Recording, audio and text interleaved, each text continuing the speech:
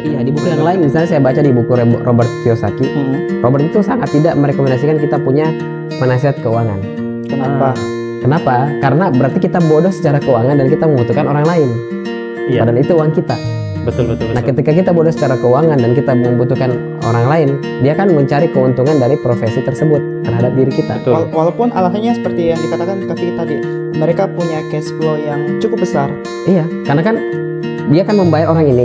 Kayak Rehana, dia belanja.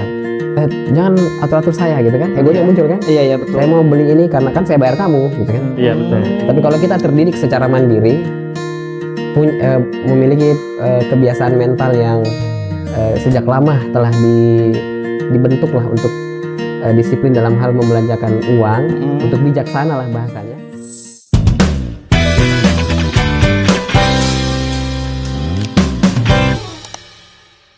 Assalamualaikum warahmatullahi wabarakatuh. Waalaikumsalam warahmatullahi wabarakatuh. Alhamdulillahirrahmanirrahim. Ya, jumpa lagi ya kita di podcast Khair Project ya. Dan seperti biasa kita melanjutkan pembahasan di buku international bestseller The Psychology of Money. Pada hari ini apa yang mau dibahas nih Kak Sot? Nah, di sini kita masuki di bab 9. Ada kutipan menarik nih dari penulis Kak. Membelanjakan uang untuk memamerkan betapa banyaknya uang yang Anda miliki adalah cara tercepat memiliki lebih sedikit uang. Jadi, apakah membelanjakan uang itu cara mempercepat menjadi miskin? Bagaimana menurut kakak-kakak? Iya, jadi ini juga ya soal judulnya, kekayaan adalah apa yang Anda tidak lihat, sesuatu yang tersembunyi itulah kekayaan. Kalau tidak kelihatan itulah kekayaan, tapi kalau kelihatan itu disebut apa? Ini mungkin akan kita bahas ya. Bagaimana Kak Vicky? Di bab ini yang menarik di bab ini seperti apa? Kalau saya pribadi yang menarik di bab ini adalah bagaimana Morgan Housel itu membagi atau membedakan definisi antara kaya dan kekayaan.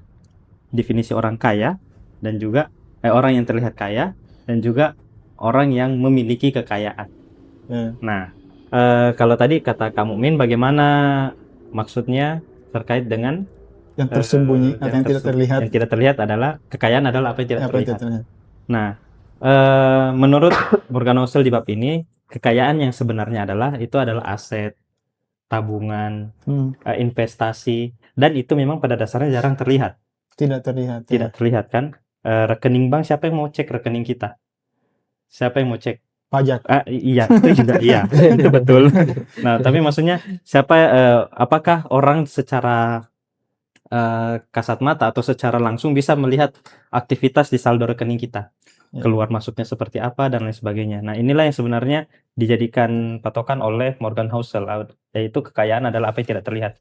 Kekayaan itu bukan tidak selamanya seperti misalnya ketika kita pakai mobil yang mewah, aksesoris yang mahal. Nah, justru menurut Morgan Housel tadi yang dikatakan Kak Aswad, kutipan di awal buku ini adalah ketika kita membelanjakan uang kita, bagaimana Kak tadi? Membelanjakan uang untuk memamerkan betapa banyak uang yang Anda miliki adalah cara tercepat memiliki lebih sedikit uang. Nah, itu tadi kata kuncinya adalah membelanjakan uang untuk terlihat memiliki banyak uang. Pamer. Nah, jadi ibaratnya gini, saya punya uang 300 juta. Kan tidak kelihatan kalau masih di saldo. Padahal sebenarnya inilah yang kekayaan yang asli. Karena dia masih di dalam saldo, bisa jadi 300 juta ini saya mungkin investasikan. Nah, tetapi ketika 300 juta ini saya belikan mobil, kelihatan kaya?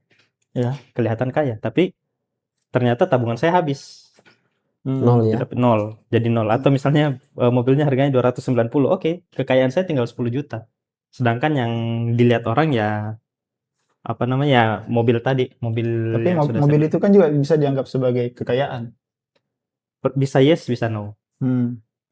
Ketika menganggap mobil adalah sebuah aset, melihat mobil adalah sebuah aset yang menambah jumlah kekayaan kita, menambah jumlah saldo kita, yes, itu adalah sebuah kekayaan menurut definisi buku ini.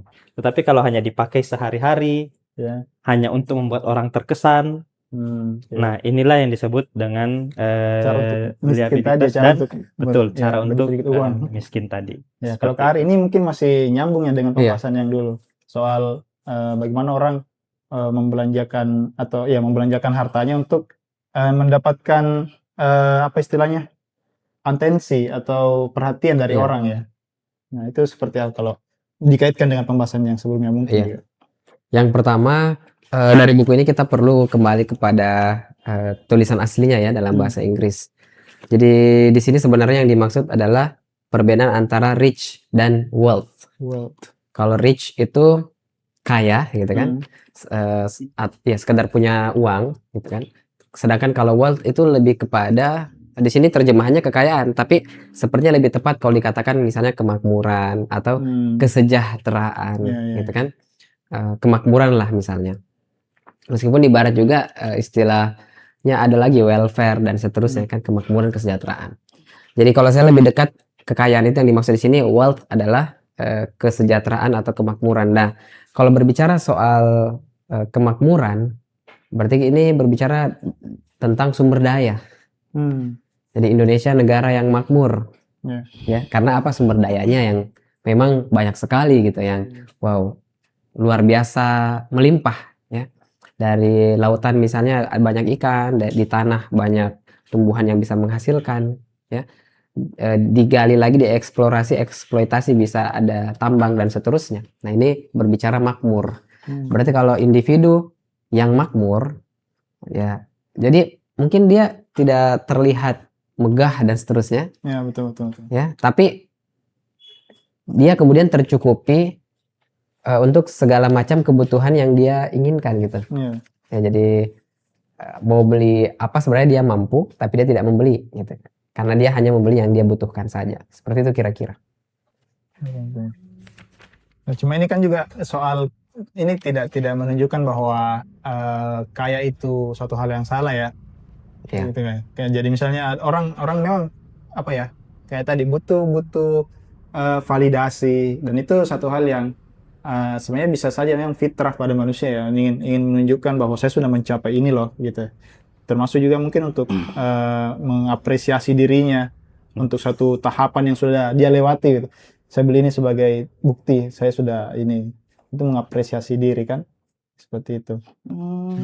Nah Kak, gini, saya penasaran, para artis dan orang-orang kaya itu kan punya manajer keuangan, dan manajer keuangan ini berfungsi untuk mengatur keuangan kliennya begitu. Nah, ini fungsi utama manajer keuangan ini apa itu Kak? Apakah untuk membuat orang ini tidak jatuh miskin, atau untuk agar tidak membelanjakan kekayaannya berlebihan, atau gimana Kak? Baik, kalau terkait dengan fungsi manajer keuangan sebenarnya tadi sudah disebut sama Kak Aswat ya. Selain daripada untuk mengatur keuangannya mereka, membuat perencanaan keuangan beberapa tahun, bahkan 10 tahun ke depan, bahkan mungkin persiapan dana pensiunnya mereka, dan juga untuk membatasi dan mengatur untuk mana pembelian yang perlu, mana pembelian yang tidak perlu, investasi yang baik, investasi yang beresiko tinggi. Nah, sehingga memang untuk orang yang memiliki kelebihan uang, dan kalau misalnya tadi Kak Aswat ibaratkan artis atau orang kaya, mereka punya flow atau arus keuangan itu kan kencang ya. Iya. Masuk dan keluarnya itu sangat kencang dan dalam jumlah yang sangat besar.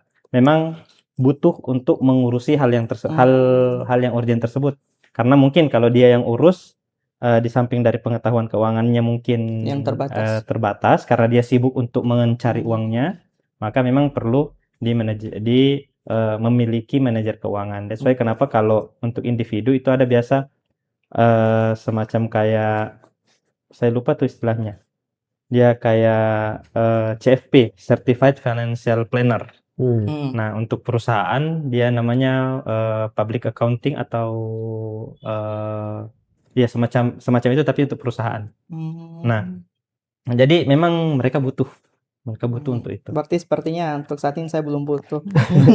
Di buku ini memang disebut, contoh misalnya begini, penyanyi Raihana, kan kita kenal ya dari Amerika ya, nyaris bangkrut sesudah berbelanja berlebihan dan menggugat penasihat keuangannya.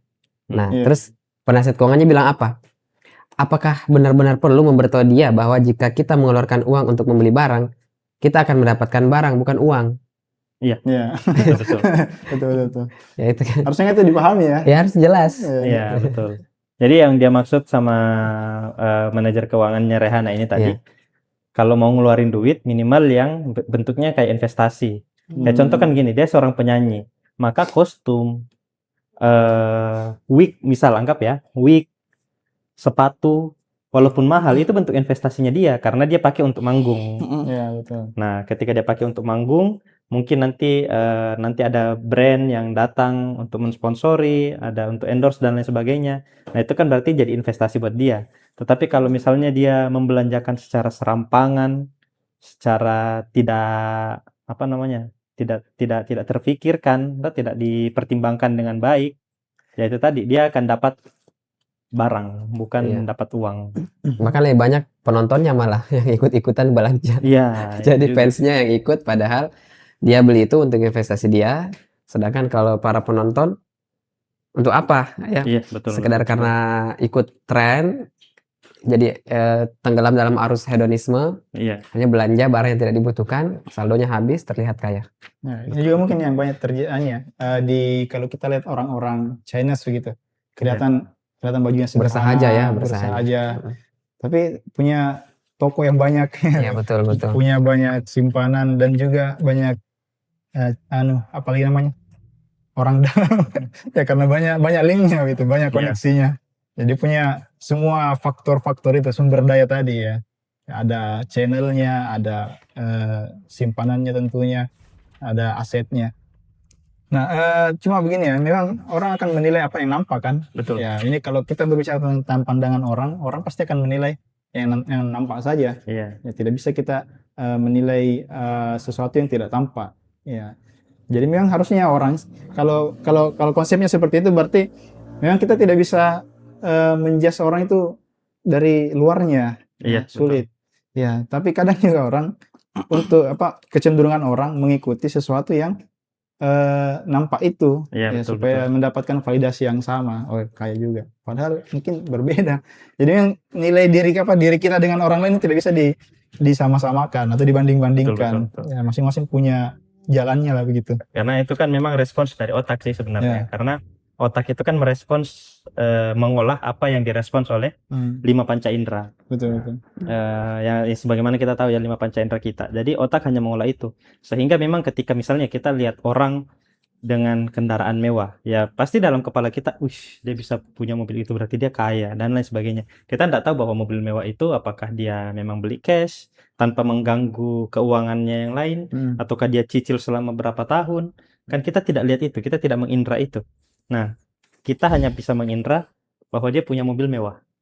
Nah, tapi bukan berarti bahwa punya mobil mewah juga salah banget. Ya. Karena memang ketika kita memiliki sesuatu itu tadi, mungkin ini yang perlu kita sering tekankan ya, bahwa ketika kita memiliki sesuatu sesuai dengan apa yang kita butuh. Iya. Punya mobil, anggaplah ya, saya misalnya contoh gini, Kak Ari nanti misalnya adalah seorang figur yang banyak sharing misalnya, banyak sharing dari kota ke kota. Maka Kak Ari harus punya mobil Touring. Saya langsung sebut saja langsung mereknya, misalnya mobil setipe Alphard. Kenapa? Karena tempat duduknya nyaman, bisa tidur di mobil, bisa istirahat di mobil selama berpindah dari satu kota ke kota lain. Nah, seperti itu. Jadi, dan itu bukan sebuah pemborosan, bukan sebuah hedonisme, bukan sebuah pamer-pamer. Kecuali kalau misalnya cuman kayak saya kerja dari rumah dan tidak kemana-mana, terus habis itu tiba-tiba saya menguras tabungan saya sampai berhutang, lalu punya mobil Alphard yang enggak tahu Anda juga ya bawa sendiri, itu kan kayak sebuah keganjilan sebenarnya. Jujur janggal. Dan memancing ini ya petugas pajak. Iya, dan itu sangat memancing betul. Saya tuh ada satu quotes ya yang relate mungkin dengan apa yang kita bahas sekarang. Jadi ada quotes itu gini. Banyak orang membeli sesuatu dengan uang yang mereka tidak punya, membeli barang yang mereka tidak butuh, untuk membuat orang lain terkesan padahal orang tidak peduli. Nah, dan itu banyak kejadian, banyak sekali kejadian yang terjadi di sekitar kita. Karena orang butuhnya itu validasi tadi. Saya kenal orang-orang sekitar lingkungan itu, dia punya barang-barangnya mewah, iPhone, Iya. motornya juga motornya bagus, tapi dia tidak punya kerjaan. Dan ini bisa dipastikan nyicil ya. Itu kayaknya gunung ke Saya aja yang manajemen keuangan saya itu bisa disisihkan sedikit. Saya belum mungkin bisa beli, cuman belum ini ya, belum butuh-butuh amat Iya, beli betul, itu betul. sesuatu yang mewah itu. Sedangkan dia penghasilan belum ada, tapi dia sudah punya. Tapi Biasa kan saya kaget kembali di situ. judul ini, mungkin dia tidak menampakkan. Iya. Iya, mungkin dia tidak Iya. menampakkan kekayaan, karena kekayaan adalah apa yang tidak Mungkin asetnya lagi jauh. Mungkin asetnya lagi jauh Iya. di luar sana. Nah Kak, di sini ada kutipan. Saya mengerti, cuman tolong dibantu artikan dengan bahasa baik. Mungkin Iya. Kari yang paling paham terkait ideologi. Bahasa bayi. Oke. Kapitalisme modern membangun industri dari membantu orang berpura-pura sampai jadi sungguhan. Iya. Jadi kapitalisme modern membangun industri. Kapitalisme itu kan kalau bahasa Arab itu dikatakan ro'simali ya. Dari kata ro'sun dan malun. Ro'sun itu kepala, malun itu harta. Jadi orang yang mengepalai harta, Memiliki harta. memiliki harta, Menguasai harta. menguasai harta. Artinya kalau orang kapitalisme ini dia identik dengan minoritas orang memegang kekayaan ya mayoritas orang gitu. Yang sebenarnya harus diperuntukkan untuk mayoritas orang. Misalnya kekayaan 5% orang setara dengan kekayaan 95% orang yang lain seperti itu. Itu identik dengan kapitalisme. Nah, mereka membangun industri untuk membantu orang berpura-pura sampai jadi sungguhan. Artinya mereka dipersiapkan agar menjadi konsumen.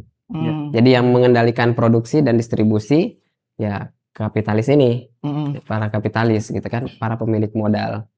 Artinya masyarakat dipandang sebagai konsumen dan didoktrin agar memiliki pemahaman hedonisme dan berlomba-lomba satu sama lain. Jadi perlombaan itu dibuat oleh mereka, didesain oleh mereka untuk bersaing prestis satu sama lain, untuk saling membanggakan. Diciptakanlah misalnya sekarang sosial media untuk ajang untuk membandingkan diri dengan orang lain, bersaing Iya betul. sampai jadi kayak sungguhan. Gitu. sampai jadi akhirnya jadi kayak sungguhan atau kemudian hancur sebenarnya secara finansial. Karena saya 2 bulan terakhir ini sejak di Kediri ya Surabaya kemarin sampai sekarang lagi membimbing 2 orang yang sebenarnya income-nya luar biasa loh.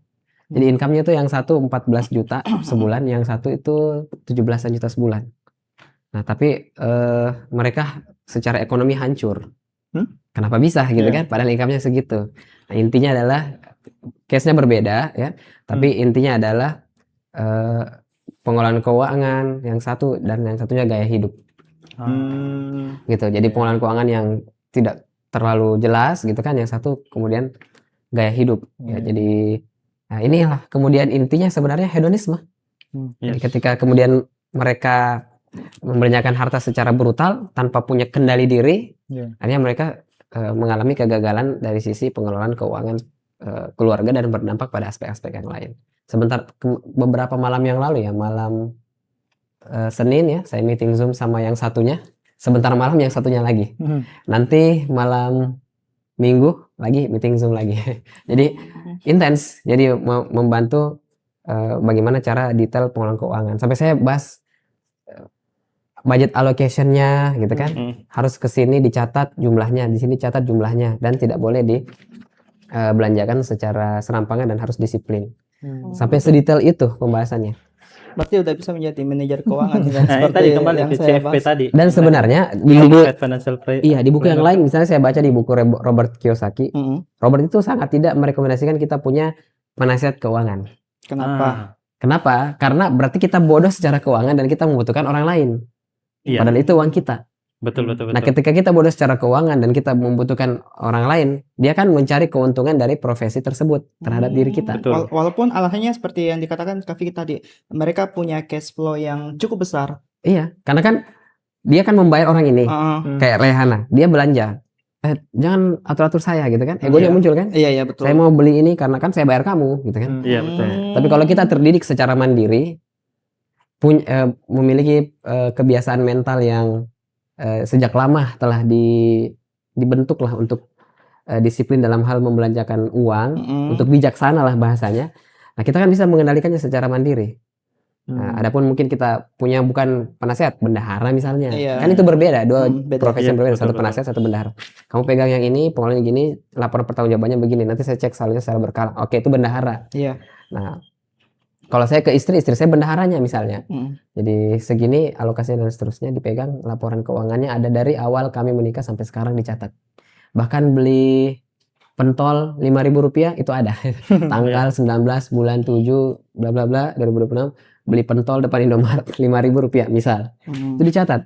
Supaya ketika kita kemudian ingin melakukan efisiensi, kita bisa memangkas wants ya, keinginan-keinginan. Oh, ternyata ini sebenarnya hedonisme di sini masuk. Langkah kecil menuju hedonisme. Ini bisa Bocor halus ya. Bocor halus. atur. Pak. Dan ketika kita terbiasa mengatur hal-hal yang kecil, maka kita akan mampu mengelola hal-hal yang besar. Iya. Saya ditanya misalnya waktu meeting sama teman yang satu itu, yang konsultasi, kenapa rumahnya selalu diatur kebersihannya? Saya bilang, saya baca bukunya apa ya, James Clear ya, Atomic Habits. Di situ dikatakan bahwa ketika saya kemudian merapikan tempat tidur, kemudian merapikan kamar, itu saya memiliki rasa mampu mengendalikan hidup saya. Gitu, mampu mengendalikan hidup saya. Ketika saya mampu mengendalikan hidup saya yang skala kecil ini, saya punya rasa kepercayaan diri untuk mengelola hidup saya yang lebih besar lagi. Iya, betul. Begitu. Makanya sampai hal sekecil-kecil itu pun tetap tidak boleh kita abaikan. Ketika kita ingin memiliki hal yang lebih besar. Seperti itu kira-kira. Ya, kembali ke sini ya. Ini banyak hal ya soal pengelolaan hidup. Nah, kalau tadi kembali ke sini, satu hal yang menarik juga kalau dikaitkan dengan pembahasan di bab ini bahwa kekayaan adalah apa yang tidak kita lihat. Tapi justru dari satu sistem ekonomi yang berjalan sekarang kan kekayaan itu justru dihitung berdasarkan banyaknya pengeluaran. Tingkat kekayaan masyarakat itu dihitung berdasarkan betul. belanja mereka. Iya. Ya, dari sini pasti akan terjadi miss pastinya, ya, karena namanya orang kalau kebutuhan, ya pasti harus dikeluarkan kan. Kita Iya, tidak betul. tahu asetnya orang, faktor-faktor atau sumber daya yang mereka punya tidak diperhitungkan. Tapi itu belanja itu menjadi hitung-hitungan kekayaan. Jadi semakin banyak pembelanjaan kita dalam sebulan, kita semakin dianggap seorang yang Iya. kaya tanpa memperhitungkan berapa aset kita yang habis untuk belanja itu. Betul. Ya. Nah, saya tuh tadi tiba-tiba terlintas ya ketika Kak Arif menjelaskan tentang apa namanya hedonisme dan juga kapitalisme. Saya tuh pernah dapat quotes dari satu video itu gini, kapitalisme itu adalah satu sistem yang bisa membuat orang haus, tetapi sekalian juga menyediakan airnya. Jadi sangat pandai mereka tuh sistem kapitalisme itu sangat pandai untuk membuat orang merasa bahwa saya ketinggalan, saya juga pengen, Membuat orang merasa butuh.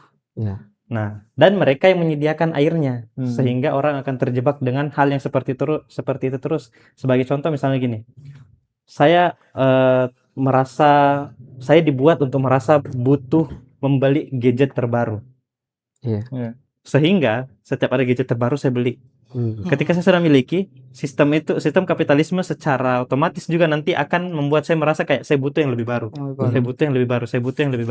Ini disuruh update iOS lagi.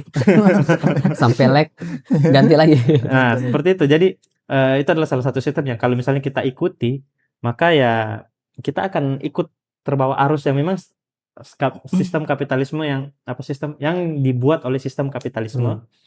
Sehingga kita akan terseret di sana sejauh yang dia mau.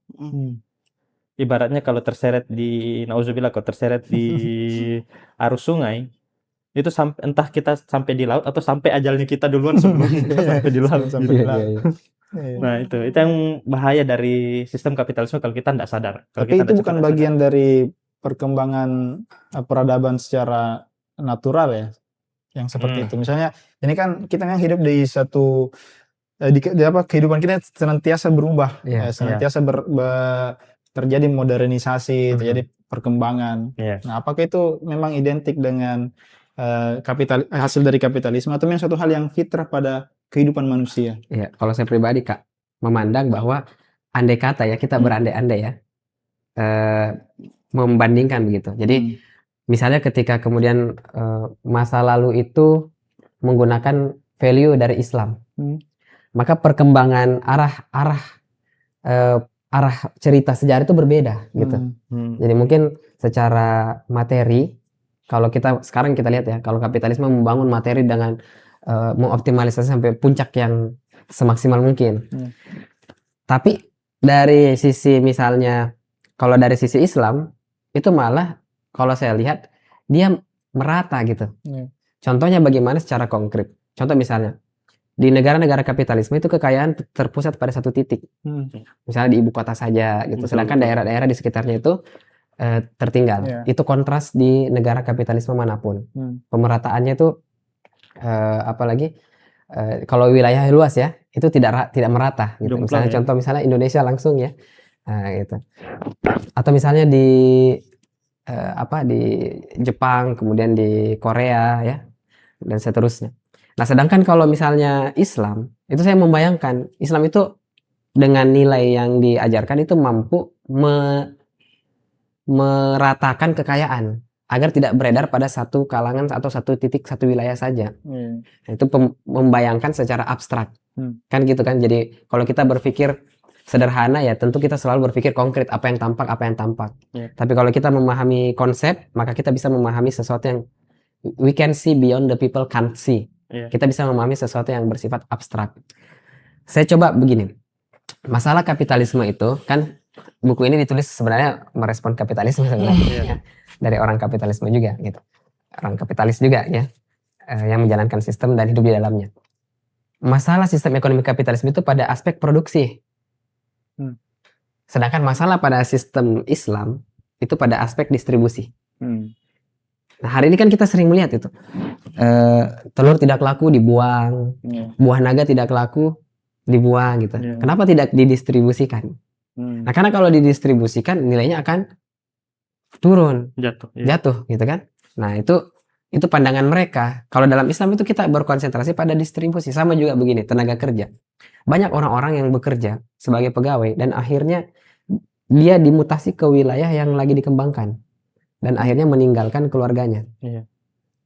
Padahal sebenarnya kalau kita mau menimbang sesuatu bukan hanya dengan satu timbangan nilai materi, termasuk tadi spiritual, akhlak dan kemanusiaan, maka kita akan menimbang dia istrinya di sini tinggalnya sama anak-anaknya. Kalau dia kerja di sana, dia meninggalkan berbulan-bulan atau bahkan tahunan istri dan anak-anaknya. Itu secara Islam kan tidak sehat. Berarti perusahaan ini harus mengangkat karyawan yang tinggal di daerah sana atau memindahkannya sekeluarga ke sana, membiayai hal tersebut. Tapi itu kan bagi nilai materi itu kan sangat-sangat pemborosan, ekspensif, gitu kan, sangat pemborosan. Tapi dalam Islam tidak. Nah, makanya saya memandang bisa membayangkan, misalnya 100 tahun yang lalu misalnya kan, nilai Islam yang dipakai, 4 nilai ini yang dipandang, maka kekayaan itu merata gitu. Mungkin saja bangunan itu tidak nampak mencolok. Yang kalau kita datang, wah gedung tinggi pencakar langit. Mungkin saja bangunan itu ya tinggi, ada yang tinggi, ada yang rendah, tapi tidak terlalu jomplang begitu ya. Mengalami istilahnya, kalau dalam orang kaya dan orang miskin, gapnya ketimpangan sosial yang terlalu kontras begitu kan. Nah, sedangkan kalau Islam itu berarti rumah-rumah ini sederhana, tapi ternyata mungkin emasnya 74 kilogram di dalam. Sebagai contoh misalnya, ketika kita mengetuk rumah, setiap rumah punya 74 kilogram, padahal cuman lantai 1, tapi dia seluas 3 rumah yang sekarang misalnya. Dia lebih membutuhkan wilayah yang luas. Misalnya seperti itu, misalnya pandangan seperti itu yang sulit dipahami oleh masyarakat ketika mereka tidak teredukasi dengan baik tentang konsep yang benar. Di konsep Islam seperti itu kan kekayaan merata. Berarti di sini tidak ada celah bagi orang seperti oligarki untuk masuk ya? Sama sekali. Celah itu ditutup. Karena Islam mengatur pengelolaan sumber daya alam itu hanya boleh dikelola oleh negara. Jadi jangan bayangkan ya orang kaya oligarki itu kekayaannya tidak bisa kita bayangkan. Iya. Jadi tidak bisa kita bayangkan dan pembayangan. Jadi tidak bisa dibilang bayangkan. Iya. Karena tidak bisa dibayangkan. Hampir tidak bisa dibayangkan. Karena bayangkan harta kekayaan yang harusnya dikelola oleh satu buah negara itu dimiliki oleh individu atau beberapa kelompok saja gitu. Iya. Mm-mm.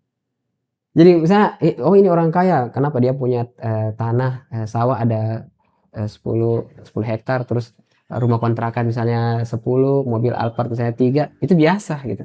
Tapi kalau oligarki itu dia punya yayasan misalnya satu sekolah besar Islam dia kelola misalnya sudah bertahun-tahun. Tapi oligarki itu dia mengelola sumber daya alam yang kekayaannya itu bukan ratusan juta miliar tapi triliunan. Iya, betul. Dia Yang punya kunci-kunci dunia. iya, jadi sebenarnya tidak bisa dikelola oleh individu ini. Dalam Islam kan anasu syurakau fi salasin alma alkala wanar. Ini manusia berserikat pada 3 hal ya. Alma air, alkala penenggembalaan dan anar api atau energi. Nah, ini harus dikelola oleh negara demi kemaslahatan masyarakat. Distribusi kekayaan itu agar menunjang masyarakat bisa bertumbuh bersama-sama gitu. Betul. Jadi dalam Islam itu tidak dilarang kaya, tapi kekayaan itu menjadi suatu hal yang mudah untuk terdistribusi. Iya, betul. Betul sekali. Oke, kembali di buku dan mungkin sudah bagian akhir dari pertemuan kita kali ini. Saya mau baca satu paragraf bagian akhir ini di bab ini. Menurut siapa lagi? Morgan Housel ya. Menurut Morgan Housel, yang bahaya ya dari pembahasan di bab ini, bahayanya di sini adalah bahwa sebagian besar orang sebenarnya ingin memiliki kekayaan. Mereka ingin kemerdekaan dan keluasan. Jadi bukan sekedar jumlah yang banyak, tapi kemerdekaan ya. Itu keluasan yang bisa diberikan aset finansial yang tidak dibelanjakan. Nah, jadi justru aset atau aset apalah tadi aset finansial yang tidak dibelanjakan itulah yang memberikan kemerdekaan dan keluasan. Iya. Ya. Namun kita terbiasa menganggap bahwa punya uang sama dengan membelanjakan uang. Iya. Sehingga kita tak melihat kemampuan menahan diri yang diperlukan untuk benar-benar memiliki kekayaan. Dan karena kita tidak bisa melihatnya, kita sukar belajar tentang itu. Iya. Jadi memang sebuah misteri, sebuah misteri. Nah, makanya tadi dalam Islam itu kekayaan diusahakan terdistribusi. Jadi kalau kekayaan itu ada pada orang dan itu tidak kelihatan, kan orang tidak bisa mempelajari itu. Makanya diaturlah kekayaan itu. Oke, demikian mungkin pembahasan kita di bab sudah bab 9 ya. Insya Allah di pekan atau di episode berikutnya kita akan bahas tentang menabung uang. Ya, menabung uang. Oke, menarik. Baik, terima kasih kakak-kakak. Semoga kita bisa bertemu lagi di episode berikutnya. Demikian dari kami. Assalamualaikum warahmatullahi wabarakatuh. Waalaikumsalam warahmatullahi wabarakatuh.